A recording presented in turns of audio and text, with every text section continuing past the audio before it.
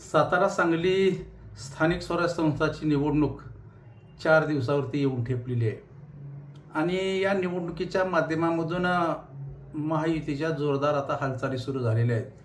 कालच भारतीय जनता पक्षाचे प्रदेशाध्यक्ष रवींद्रजी चव्हाण हे सातारा जिल्ह्याच्या दौऱ्यावरती आले होते.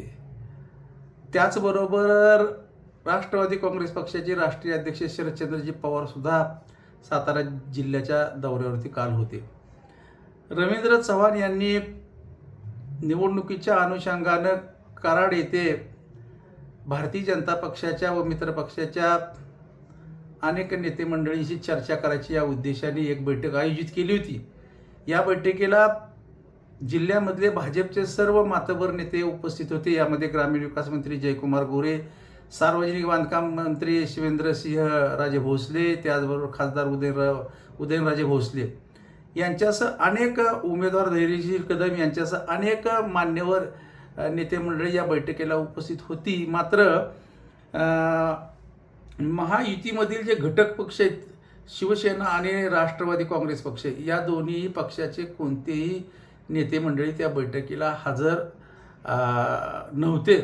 या अनुषंगानं आता राजकीय उलटसुलट चर्चा रंगू लागलेल्या आहेत आणि या बैठकीला जिल्ह्याचे पालकमंत्री शंभूराज देसाई यांनाही निमंत्रित करण्यात आलं नव्हतं. त्याचबरोबर मदत व पुनर्वसन मंत्री राष्ट्रवादी काँग्रेस पक्षाचे मकरंद आबा पाटील यांनाही निमंत्रित करण्यात आलं नव्हतं. यावरती काल काही पत्रकारांनी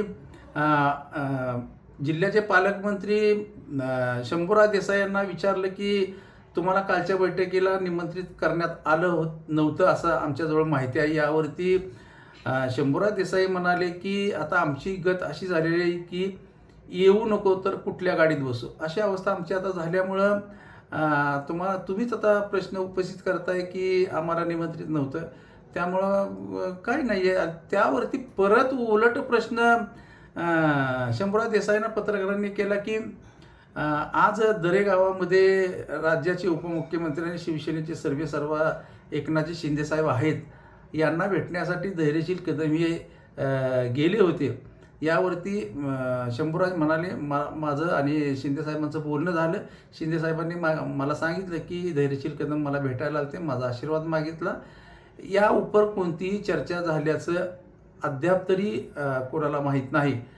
एक मात्र निश्चित की जिल्हा परिषदेमध्ये झालेला जो राडा होता तो राडा धैर्यशील कदम यांना बहुणार काय, आता अशी चर्चा मात्र जिल्ह्याच्या आणि सांगली जिल्ह्याच्या राजकीय क्षेत्रामध्ये प्रकर्षाने घडू लागलेली आहे. म्हणजे जो जिल्हा परिषद निवडणुकीमध्ये भारतीय जनता पक्ष आणि राष्ट्रवादी शिवसेनेमध्ये जो राडा झाला, याचा परिणाम या स्थानिक स्वराज्य संस्थेच्या मतदानावरती होणार का, आणि नेमकं शिवसेनेचे जिल्हा परिषद सदस्य आणि नगरसेवक, राष्ट्रवादीचे जिल्हा परिषदचे सदस्य आणि नगरसेवक नेमकी या निवडणुकीमध्ये काय भूमिका घेणार, ही भूमिका अद्याप तरी गुलदस्त्यात आहे. मात्र निश्चित की धैर्यशील कदम यांचा विजय वरवर जरी अतिशय सोपा वाटत असला तर तो हळूहळू अवघड बनतोय की काय, अशी मात्र एकंदरीत या सातारा सांगली स्थानिक स्वराज्य मतदारसंघामध्ये झाली आहे असं